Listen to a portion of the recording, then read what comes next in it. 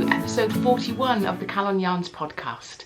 My name is Lynn and I'm coming to you from Cardiff in Wales in the UK, and this is a knitting, spinning, sometime crochet, sometime dyeing, but always fibre-based fortnightly podcast. It is, and I should have just checked, it is Saturday the 28th of November. How on earth did that happen? How is it nearly December? That's just ridiculous. But there we are, it is true. It is indeed Saturday the 28th of November in a very wet, dreary day here in Cardiff. It was glorious yesterday, but today very dark and damp indeed.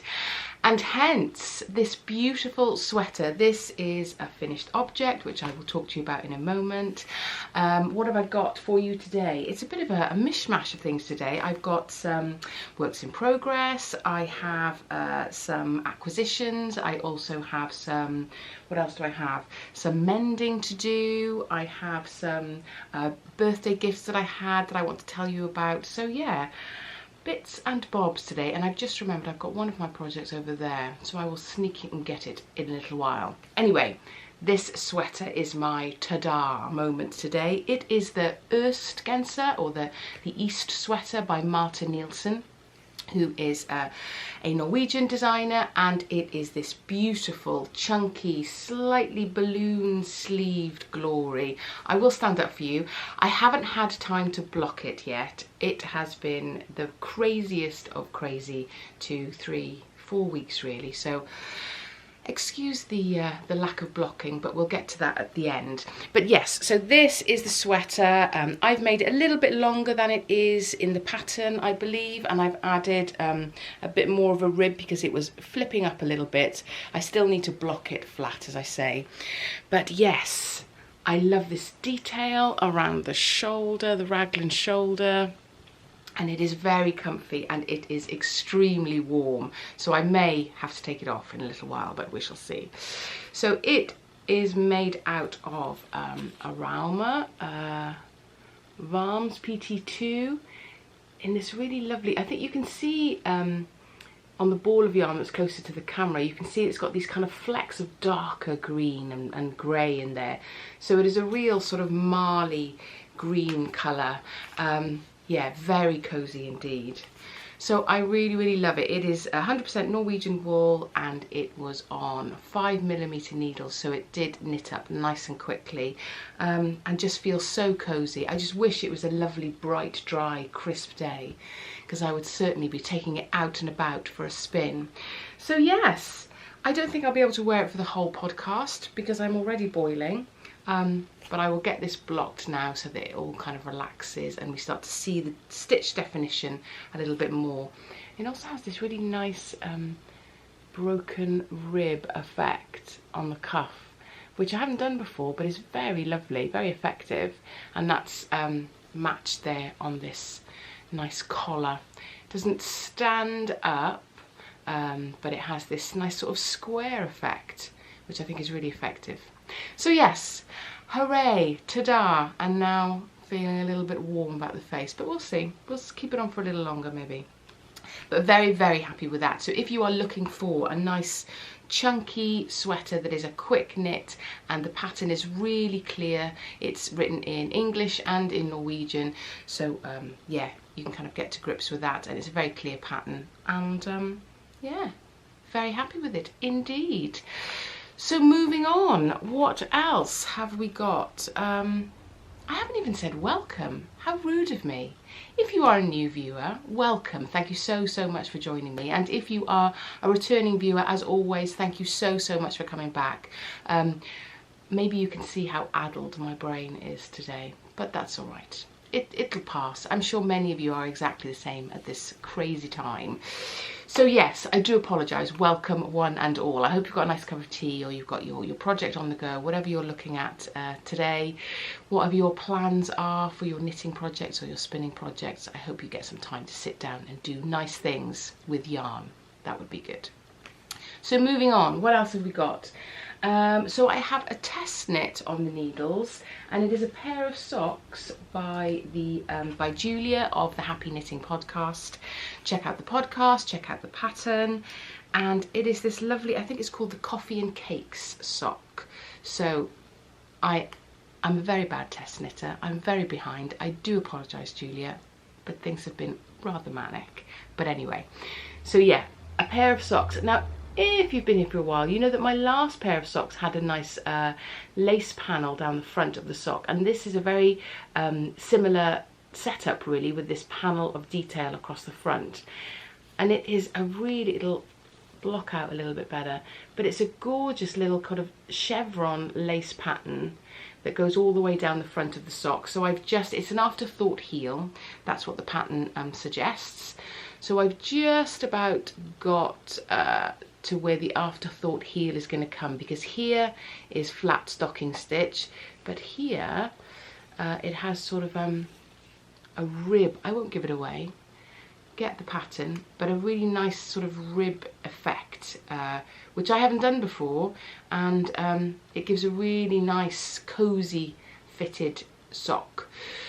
So yeah, nearly through my first one, and I am going to match up my heel and toe in this sort of bubblegum pink affair. There is some splashes of this in here, it's not entirely random, but there's some splashes of this quite bright pink in this speckle. So hopefully that'll make for a cheery sock for a dreary day. So yes, like I said, the Happy Knitting Podcast, she's selling the pattern on Ravelry and on the HIP website, PayHip. So yeah, have a look at that. I'll pop the details below, of course, but that's been a really nice pattern. When I started, it's a 4-row pattern repeat. It comes with a chart and with written instructions, etc. And when I was first doing it, I couldn't quite get the pattern repeat in my head, but once you've done a couple of sections of it, it sticks in there and you can kind of fly along really. So yes, enjoying ticking away at that when I have some time. I'm going to grab a slurp of tea. It's in a takeaway cup. Yeah, that is my world at the moment. I haven't taken it away. I haven't been anywhere to take anything away. But we're having so much building work done on the house that I couldn't find a clean cup this morning. We have to wash all our dishes in the bath, so I couldn't find a clean cup in the bathroom, which sounds really weird. But there we are. It's fun times, exciting times. So what else do I have on the needles? So I've finally done a little bit more of my Stephen West exploration station. Now I know I am very late to the exploration station party. I know lots of you have done this before, but I fancied another shawl, but I've got lots and lots of bits and bobs in my stash that I wanted to use up. So I had a little trawl through, and if you look back at a couple of episodes, you'll see the colours and the yarns that I managed to find. But this is what I've done so far. I mean, again, a huge amount of progress has been made, but I've just kind of started. I think I'm on my like 4th wedge or something. But you can see that I'm hoping that it will be an autumnal sort of shawl, kind of bring out the colours, the greens and the reds and the oranges. Should hopefully go very nicely with my Øst Genser, my East sweater. It doesn't want to do that for me today. Come on, there we go. But I have to admit, so the pattern is really, really clear. However, I've done this bit probably about 5 times, because I just could not get my brain to concentrate on the simplest of lines of a pattern. Nope, it was off everywhere. So I kept going back and doing it again, doing it again, doing it again. It's not complicated by any stretch of the imagination, absolutely not. I was just reading the wrong lines. That's all it was. Operator error, as ever. So I didn't even have enough brain space to work out which line came next. That's how ridiculous things have got at the moment. But now I think I've cracked it. And my tip is just do what the pattern says. Yeah, read the right line and do what the pattern says, because it really isn't complicated at all. So there we go. So yeah, it's on, I think it's on a 4, maybe 4.5 needle, not sure. But you can see in my bag the sort of autumnally look of everything. And this one, this ball of, or cake of red, dark red, that's one of my hand spun. So I was glad to kind of get something tucked in there with the shop bought yarns. So yes, ticking away on that, literally ticking, very, very slowly ticking.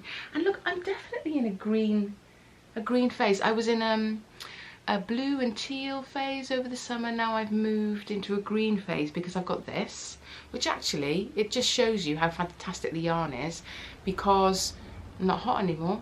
A bit hot in the beginning as I was fussing about getting started, but that's the great thing about natural fibres, is they regulate your body temperature beautifully. So yeah, it's fine now. So yes, greens and oranges. And then I saw on the Hide and Hammer website, not this weekend, I know she's had a sale this weekend. I was very tempted, but I didn't. I have enough project bags. I can't cope with the amounts of projects I have on the go. I don't need any more project bags to highlight my shame of not getting projects finished. But she was doing some of these 03 minis. Green again. It's, I've got it all going on. It's all coordinated.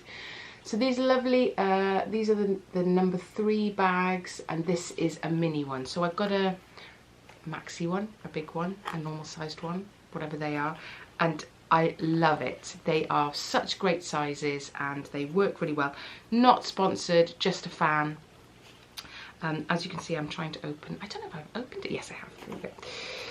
So yes, so this kind of rolls up, and it has nice space, which means you can put big or slightly larger projects in there, and you can kind of squash it down to however you need it to be to travel. Little handle, it's got pockets inside, and this is made of like a waxed, I can't remember what they call it, a wax canvas, is it? So it's got a nice waxed feel to it, and it's solid. It sits up on the floor or on the table.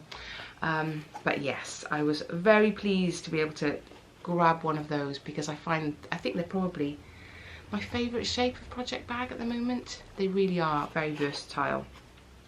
So yes, that's a little acquisition in the green phase. I thought I would hit that. It's not in the acquisition section, but as the green section, the green chapter of the podcast. So what else? I'm just going to get that other project that I told you about. 1 second. Ta-da! So yes, here we have, oh, look what my husband got me for my birthday. A little brownie trefoil badge. Oh, that was really nice. It was like, oh, that was totally random, but very much appreciated. I've got a yellow one and a green one. Is it guides or brownies? Guides maybe. Yeah, guides maybe. So yes, I've shown you this I think before, but I've made a little bit of progress. This is a Tin Can Knits inspired hat. So this was some blue that I dyed up that I'm going to make my husband jumper out of, and this cream is just undyed. So they suggest, Tin Can Knits suggest, if you're doing a swatch, to maybe swatch a hat so you get a sense of exactly what your gauge is going to be when you're working in the round. So I took a pattern from one of the jumpers that my husband is interested in, I'm going to knit for him, and placed it in a hat to try the gauge. So I've started to come a little bit higher now. I think I've added a bit more to this than the last time I saw you. So I think I might tick away at this today, get this finished. It would be nice to have a project finished, you know, when you kind of need that closure in your brain for something. So maybe this will give me a little bit of finished object joy over the weekend.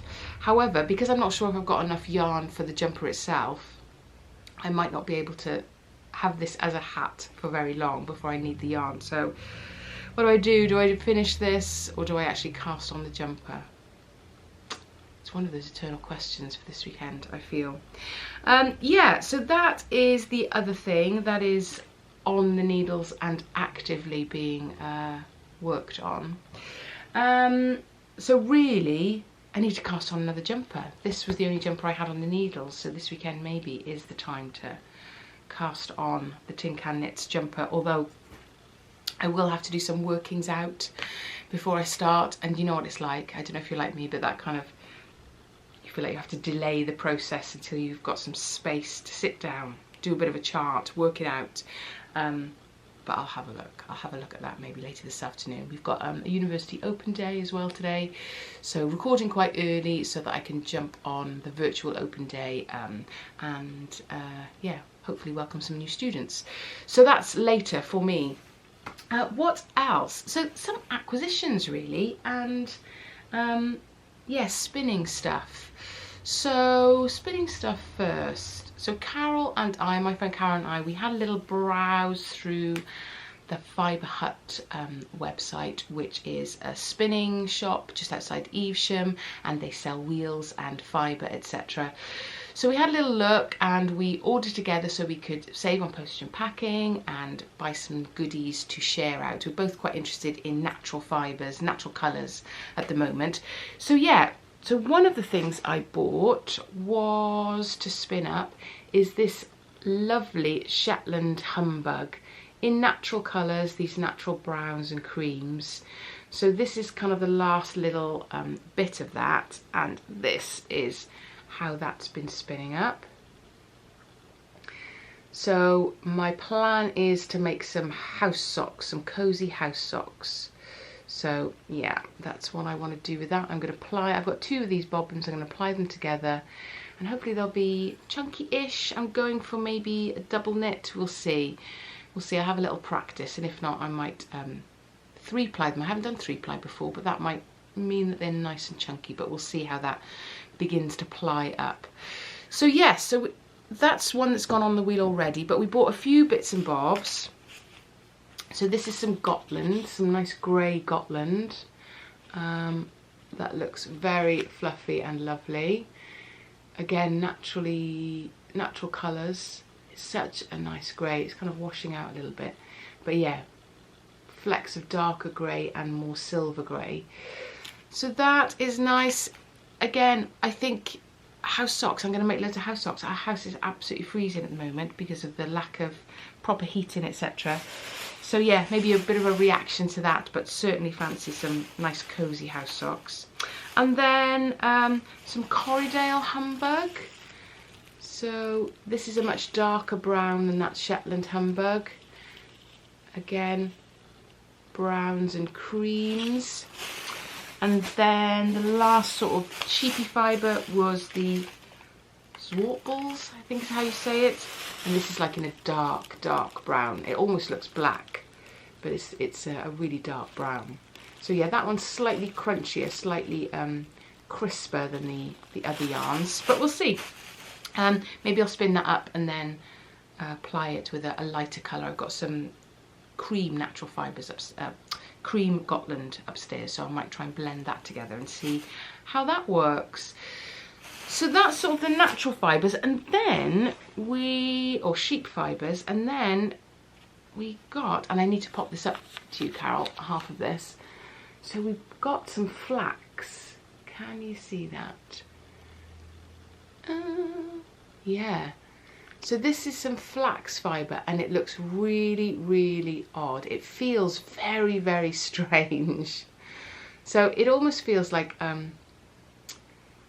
don't even know how to describe it. It's very sort of it's quite dusty. That's what I mean. It's quite dry and dusty.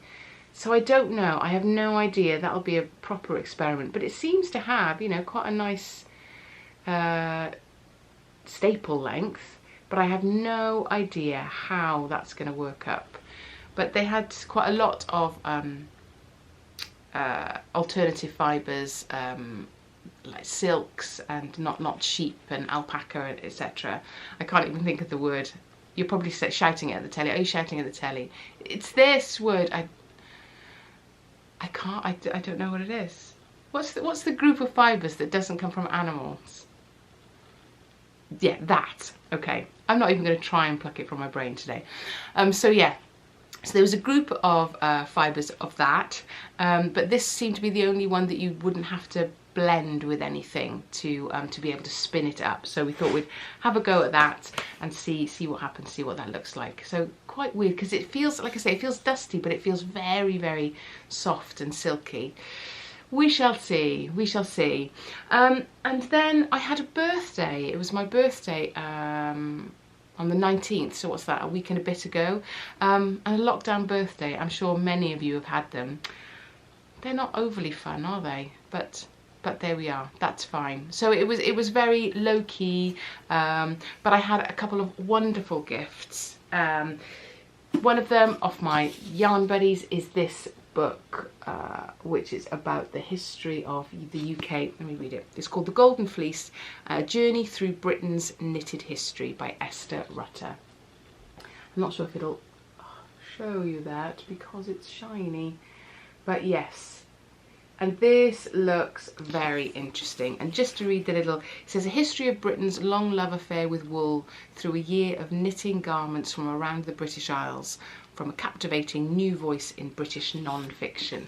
So yes, I am very much looking forward to browsing through there, reading that, but that is definitely going to be a Christmas holiday read, because at the moment I read about 2 pages and then I'm off to sleep. So yes, Christmas holiday read, definitely for that one. So thank you very much for that. And I also had a mini niddy noddy.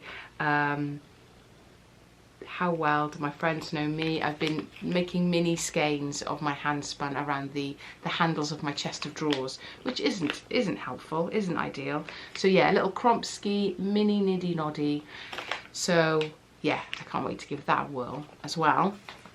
And then, lo and behold, I had a parcel through the post from Ruth of the Wheel Ewe. I'll put the details below.